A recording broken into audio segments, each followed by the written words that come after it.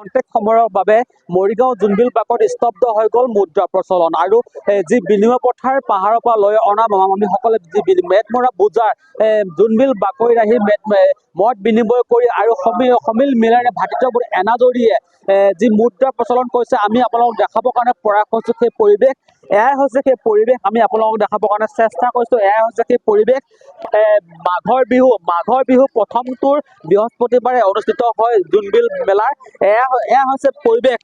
বাবা কি লৈছে আপুনি? মই হালধি লৈছো, কচু লৈছো। কি চিষ্টেমত দিছে? এইটো ভাগ চিষ্টেমত কেনেকুৱা ভাগটো দেখাই দিয়কচোন। পিঠা লৈছো, এভাগত এটা কৰি পিঠা, কাৰোবাক দুটা কৰি দিছো। যাক যেনেকে পাইছে তেনেকৈ দিছে।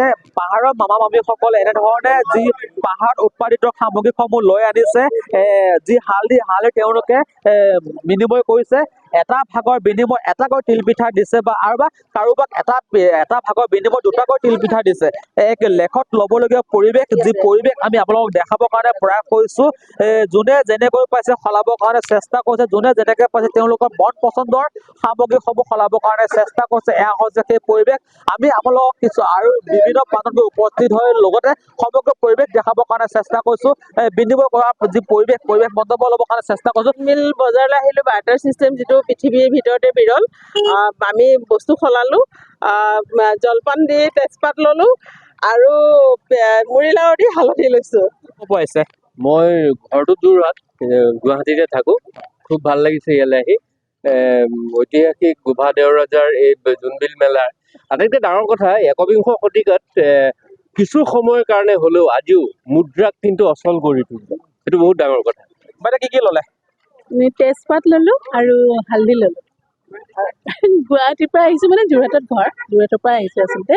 আৰু কিতাপত পঢ়িবলৈ পাইছিলোঁ জোনবিল মেলাৰ বিষয়ে। আজিলৈকে মানে দেখাৰ সৌভাগ্য হোৱা নাছিল, আজি সৌভাগ্য হ'ল। বহুত ধৰণে যি মৰিগাঁও সমষ্টিৰ বিধায়ক ৰমাকান্ত দেউৰী যি সমন্বয়েৰে যি বিনিময় কৰিছে, বিনিময় কৰা দেখা পোৱা গৈছে। জোনবিলৰ যি পৰিৱেশ আমি দেখাবৰ কাৰণে চেষ্টা কৰিছোঁ। আমি মন্তব্য ল'বৰ কাৰণে প্ৰয়াস কৰিম। মৰিগাঁও সমষ্টিৰ বিধায়ক ৰমাকান্ত দেউৰী মন্তব্য ল'ব চেষ্টা কৰিম। কথা অনুষ্ঠিত হৈছে, আপুনি আমাৰ ঘৰত সান্দৰ পিঠা আনিছোঁ। পাহাৰৰ মামা মামীসকলে অনা কেঁচা সামগ্ৰী হালধি, আদা এইসমূহত আমাৰ বিনিময় হৈছে। এই প্ৰাচীনতম বিনিময় প্ৰথাটো গোভা দেউৰীয়ে প্ৰতিষ্ঠা কৰিছিল আৰু পৰম্পৰাগতভাৱে আজিও চলি আছে। এই বিনিময় প্ৰথাটো আমি জীয়াই ৰাখিবৰ কাৰণে আমি অসম চৰকাৰৰ পৰা বহুত চেষ্টা কৰিছোঁ আৰু যোৱাকালি মাননীয় মুখ্যমন্ত্ৰী মহোদয় আহি এই জোনবিল মেলাটোক যাতে জীয়াই ৰাখিব কেনেকৈ পাৰে তাৰ কাৰণে তেখেতে আপ্ৰাণ চেষ্টা কৰিছে। তাৰ কাৰণে এইবাৰ এটা সংগ্ৰহালয়, এটা অপেন ষ্টেজ কাৰণে 5 কোটি টকা তেখেতে কালি ঘোষণা কৰি দিছে। আৰু ৰজাসকলৰ ভাতৃত্বটো লাহে লাহে বঢ়াই গৈ আছে। মই প্ৰথম যেতিয়া তিয় ছাত্ৰ শাখাতে পৰিষদৰ মুখ্য কাৰ্যবাহী সদস্য আছিলোঁ, মই তেতিয়া আৰম্ভ কৰিছিলোঁ।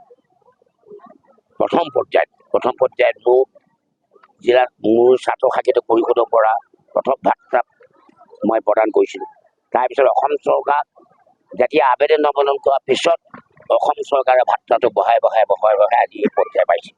গতিকে সকলোকে আহ্বান জনাইছোঁ, এই অতি প্ৰাচীনতম ঐতিহাসিক গোভা দেওৰজাৰ মেলাটো ইয়াক পৰম্পৰাগত শুভাৰম্ভ যাতে সকলোৱে ইয়াক প্ৰেৰণা যোগায়, তাৰ কাৰণে মই সকলোকে আহ্বান জনাইছোঁ। বিনিময় কৰিছে পাহাৰৰ পৰা অহা মামা মামীসকলে। তেওঁলোকে নিজৰ সামগ্ৰীসমূহ লৈ আনিছে আৰু মন পচন্দৰ সামগ্ৰীসমূহৰ লগত বিনিময় কৰিছে। আমি আপোনালোকক সেই পৰিৱেশ দেখাবৰ কাৰণে চেষ্টা কৰিছোঁ। এয়া হৈছে সেই পৰিৱেশ।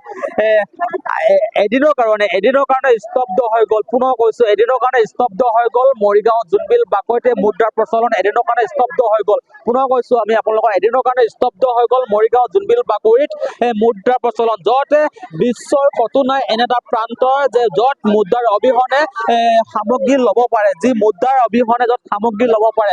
আমি পুনৰ কৈছোঁ, এদিনৰ কাৰণে মুদ্ৰাৰ প্ৰচলন অচল হৈ পৰিল জোনবিল বাকৰিস্থলীত আৰু সেই পৰিৱেশ দেখাবৰ কাৰণে চেষ্টা কৰিছোঁ। এয়া হৈছে সেই পৰিৱেশ। বিভিন্ন প্ৰান্তৰ পৰা আহিছে। আমি বিভিন্ন প্ৰান্তৰ পৰা নহয়, বিশ্বৰ বিভিন্ন প্ৰান্তৰ পৰা আহিছে। প্ৰতিটো বিভিন্ন ৰাষ্ট্ৰৰ পৰা আহিছে, বিভিন্ন প্ৰান্তৰ পৰা আহিছে। জনসমুদ্ৰত পৰিণত হৈছে জোনবিল বাকৰিস্থলীত আৰু আমি সেই পৰিৱেশ দেখাবৰ কাৰণে চেষ্টা কৰিছোঁ। এয়া হৈছে সেই পৰিৱেশ। বাইদেউ কি লৈছে আপুনি? কি লৈছে?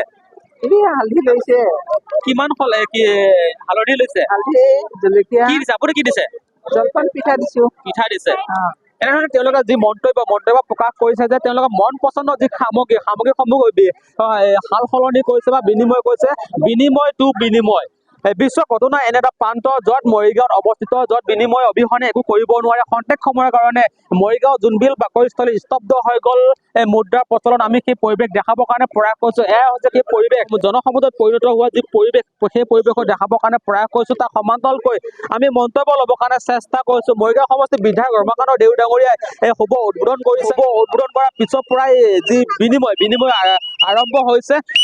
আৰম্ভ হৈছে আৰু সেই বিনিময় আমি আপোনালোকক দেখাবৰ কাৰণে প্ৰয়াস কৰিছো সেই বিনিময় আপোনালোকক দেখাবৰ কাৰণে প্ৰয়াস কৰিছো এয়া হৈছে সেই বিনিময় মাছ লোৱা দেখিব পৰা গৈছে বাইদেউ কি লৈছে হালধি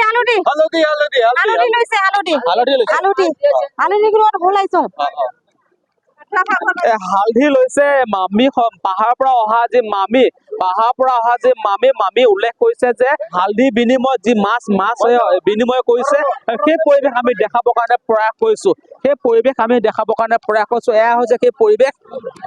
এয়া হৈছে সেই পৰিৱেশ আমি দেখাবৰ কাৰণে প্ৰয়াস কৰিছো এয়া হৈছে সেই পৰিৱেশ যি বিনিময় পাহাৰৰ পৰা লৈ অনা মেটমৰা বোজা লৈ অনা জোনবিল বাকৰিত সমন্বয়ৰে যি বিনিময় সেই বিনিময় কৰিছে আৰু বিনিময় আমি আপোনালোকক দেখাবৰ কাৰণে প্ৰয়াস কৰিছো পাহাৰৰ মামা মামীসকলে পুনৰ মেটমৰা বোজা লৈ পাহাৰলৈ ঘূৰি যাব বা পাহাৰলৈ ৰাওনা হ'ব আমি আপোনালোকক সেই পৰিৱেশ দেখাবৰ কাৰণে চেষ্টা কৰিছো আমি পুনৰ কৈছো যে এঘণ্টাৰ কাৰণে এদিনত এঘণ্টাৰ কাৰণে জোনবিল বাকৰিস্থলীত স্তব্ধ হৈ গ'ল মুদ্ৰাৰ প্ৰচলন বিশ্বৰ কোনো এটা প্ৰান্তত নাই এনে এটা পৰিৱেশ আমি সেই পৰিৱেশ দেখাবৰ কাৰণে প্ৰয়াস কৰিছো এয়া হৈছে সেই জোনবিল বাকৰিস্থলীৰ পৰিৱেশ খন্তেক আগতে মৰিগাঁও সমষ্টিৰ বিধায়ক ৰমাকান্ত দেউৰী ডাঙৰীয়াই শুভ উদ্বোধন কৰিছে আমি আপোনালোকক দেখাবৰ কাৰণে চেষ্টা কৰিছো জোনবিল বাকৰিস্থলীত যি নিৰ্মাণ কৰা চাংঘৰ আমি চাংঘৰৰ পৰা সমগ্ৰ পৰিৱেশ দেখাবৰ কাৰণে প্ৰয়াস কৰিম এনেধৰণে বিভিন্ন প্ৰান্তত উপস্থিত হ'মগৈ পাহাৰৰ মামা মামীসকল আহি উপস্থিত হোৱা যি পৰিৱেশ দেখাবৰ কাৰণে চেষ্টা কৰিম মত বিনিময় কৰিম অকল সভাপতি সম্পাদকৰ নহয় বিভিন্নজনৰ মত বিনিময় ল'ম আৰু মত বিনিময় কৰি ল'বৰ কাৰণে চেষ্টা কৰিম তেওঁলোকৰ মনৰ কথা জানিবৰ কাৰণে প্ৰয়াস কৰিম বা জানিবৰ কাৰণে চেষ্টা কৰিম এদিনৰ কাৰণে স্তব্ধ হৈ পৰা যি পৰিৱেশ আমি দেখাবৰ কাৰণে চেষ্টা কৰিম পুনৰ কৰিছো চাংঘৰত আমি উঠিম আৰু চাংঘৰৰ পৰা সমগ্ৰ পৰিৱেশ দেখাবৰ কাৰণে চেষ্টা কৰিম চাই থাকিব এনি ভাৰত 24